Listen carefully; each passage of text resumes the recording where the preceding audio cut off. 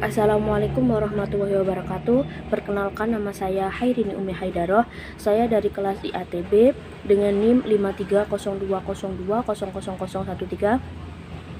Di sini saya akan bercerita tentang tahun bergabungnya Rasulullah. Yang dinamakan tahun bergabung atau Amul Huzni itu tahun kesedihan Rasulullah, di mana di tahun tersebut ada dua orang sekaligus, ya ada jeda waktu yang meninggalkan Rasulullah, yaitu pamannya yang bernama Abu Muthalib dan istrinya yang bernama Khadijah binti Khuwailid. Peristiwa ini tuh terjadi pemboikotan ekonomi antara Bani Hasyim dan Bani Abdul Muthalib. Atau sebelum Nabi Muhammad melakukan hijrah dari Mekah ke Madinah,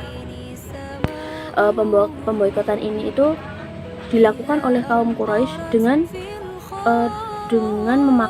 memaksakan mereka untuk meninggalkan rumah dan menetap di area sekitar lembah perbukitan yang sangat sempit. Hal tersebut itu dilakukan karena orang-orang muslim itu meninggalkan agama nenek moyang mereka. Dan tahun berkabung ini kira-kira bertepatan dengan tahun 619 Masehi atau tahun ke-10 kenabian. Poin selanjutnya ada meninggalnya Abu Thalib bin Abdul Muthalib. Abu Thalib bin Abdul Muthalib itu adalah ayah dari Abu Thalib. Abu Thalib itu pamannya Nabi Muhammad.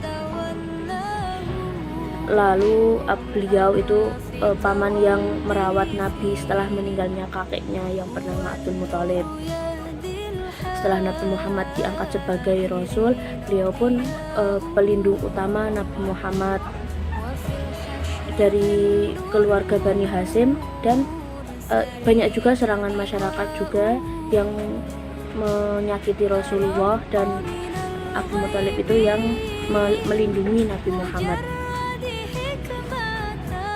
Lalu Abu Thalib meninggal pada bulan Rajab tahun ke-10 kenabian pada tahun 691 Masehi karena sakit yang dideritanya. Pada semasa hidupnya, beliau itu belum menyatakan diri masuk Islam, tapi meyakini bahwa Islam itu adalah agama yang benar. Lalu juga ada banyak pendapat ulama mengenai keimanan Abu Thalib, bahwa Abu Thalib itu tidak mengikrarkan keimanannya karena dia takut merasa terdolimi, dia takut celaan dan perbuatan yang akan dilakukan oleh kaum Quraisy, karena beliau juga termasuk pembesar kaum Quraisy. Dan Abu Thalib itu meyakini dalam hatinya bahwa Rasulullah dan ajaran yang dibawanya itu Rasulullah itu termasuk ajaran yang benar. Karena pamannya tidak mengucapkan syahadat saat meninggal, Nabi itu merasa terpukul dan prihatin karena pamannya tidak menyatakan iman di depan dirinya. Akan tetapi beliau tetap bangga dan atas semua pengorbanan pamannya terhadap Nabi, karena dia melindungi itu,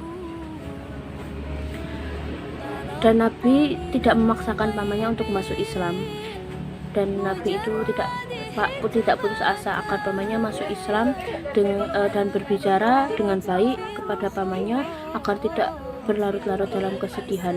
Lalu Allah tuh menurunkan surat Al-Qasas ayat 56. Yang kedua yaitu ada meninggalnya Khadijah binti Khuwailid. Khadijah itu wafat setelah Abu Thalib, tepatnya itu di bulan Ramadan tahun ke-10 kenabian dalam usia 65 tahun. Khadijah itu meninggal karena kondisinya yang semakin menurun setelah terjadinya pemboikotan ekonomi. Karena saat pemboikotan itu umat Islam mengalami kekurangan makanan, dan saat itu Mekah juga telah terjadi musim kemarau. Di musim kemarau yang berkepanjangan itu akhirnya persediaan makanan habis, kesehatan umat Islam menurun, ya termasuk juga Khadijah ini. Lalu setelah meninggalnya Abu Thalib dan Khadijah, kaum Quraisy semakin menganiaya dan menyakiti Rasulullah.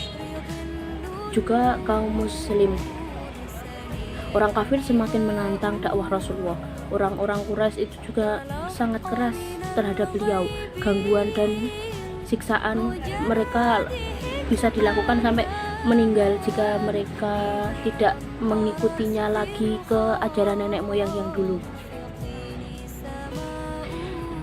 Lalu untuk ini Rasulullah memutuskan untuk hijrah ke Thaif.